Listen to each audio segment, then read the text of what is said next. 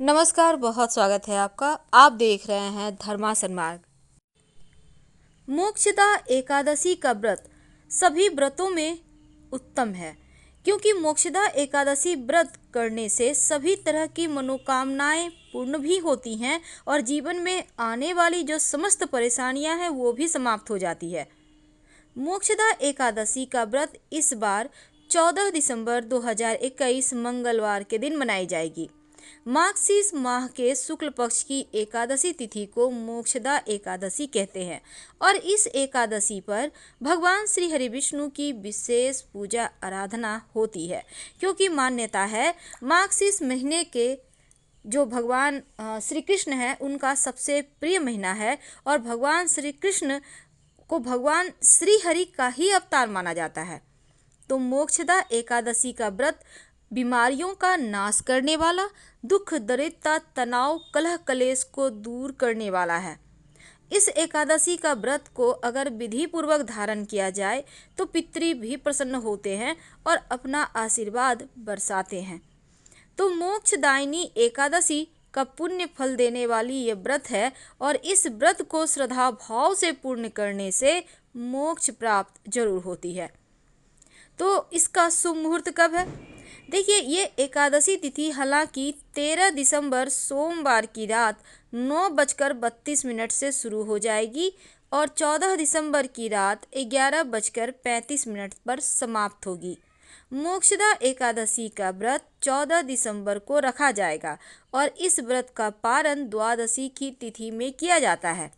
तो मोक्षदा एकादशी का पारण मुहूर्त है 15 दिसंबर की सुबह 7:05 से सुबह 9:09 के बीच, यानी पारण की कुल अवधि 2 घंटे 4 मिनट का है। तो कैसे करेंगे इस दिन भगवान श्रीहरि की पूजा?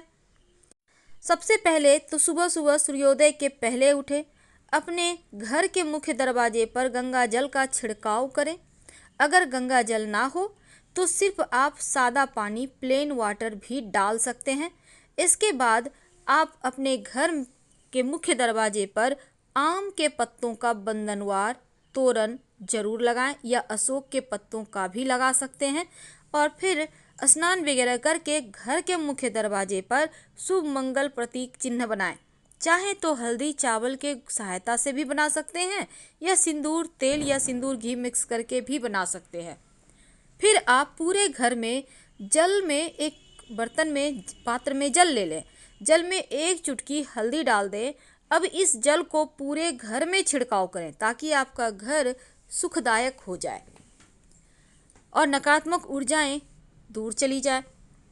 इसके बाद आप सबसे पहले तो व्रत रखने का संकल्प लें। अपने घर में पूजा स्थान पर बैठें, पहले भगवान की तस्वीर अच्छे से साफ कर लें। इसके बाद आप गंगा जल का छिड़काव करें या पवित्र जल का छिड़काव करें।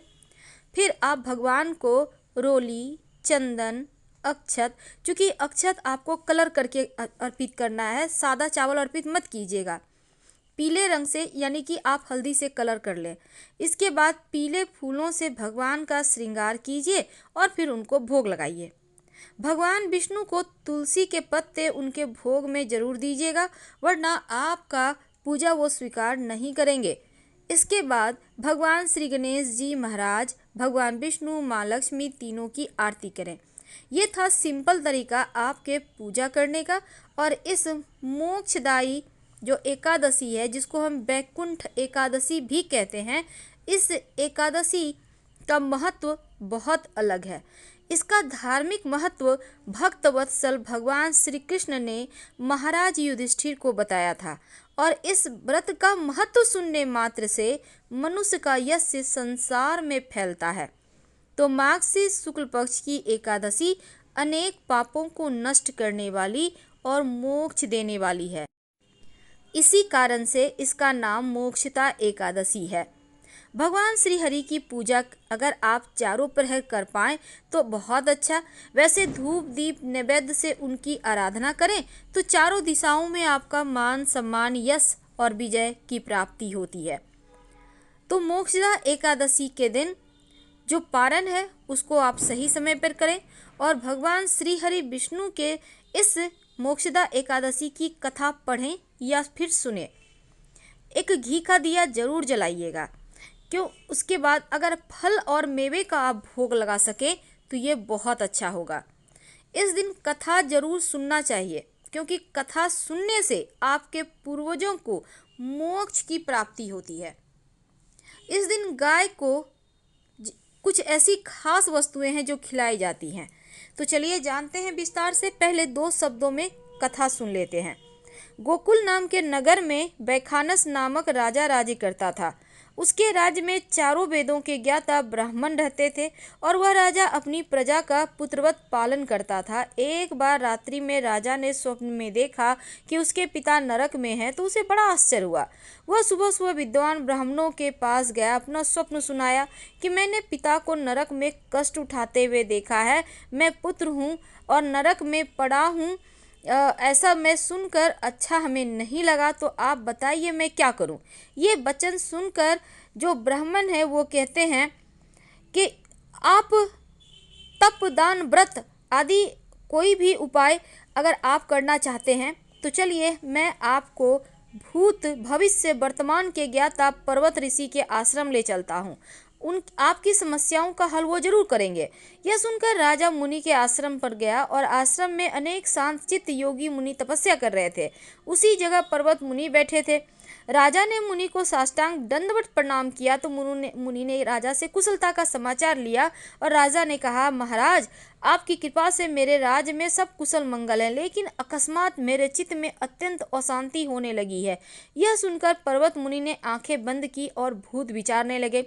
फिर बोले, राजन मैंने योग बल से तुम्हारे पिता के कुकर्मों को जान लिया है और इस पाप कर्म के कारण तुम्हारे पिता को नरक में जाना पड़ा। तब राजा ने कहा, इसका कोई उपाय बताएं।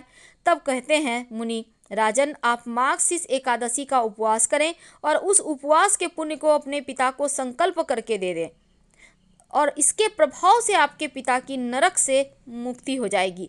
तो मुनि के ये वचन सुनकर राजा महल में आया और मुनि के कहने पर अनुसार अपने कुटुंब सहित मोक्षदा एकादशी का व्रत किया। इसके उपवास का पुण्य उसने पिता को अर्पण कर दिया। इसके प्रभाव से उसके पिता को मुक्ति मिल गई और स्वर्ग में जाते हुए पुत्र से कहने लगे, पुत्र तेरा कल्याण हो, और वो स्वर्ग चले गए। तो मार्गशीर्ष मास के शुक्ल पक्ष की मोक्षदा एकादशी का जो व्रत करता है समस्त पाप नष्ट हो जाते हैं और इस कथा को पढ़ने सुनने वालों को वाजपेयी यज्ञ का फल भी मिलता है। तो यह व्रत चिंतामणि के समान सब कामनाओं को पूर्ण करने वाला, मोक्ष प्रदान करने वाला यह व्रत है। इस दिन चूंकि मंगलवार है तो गाय को अपने हाथों से गुड़ जरूर खिलाएं, आपके लिए कल्याण होगा। हर हर महादेव। धन्यवाद।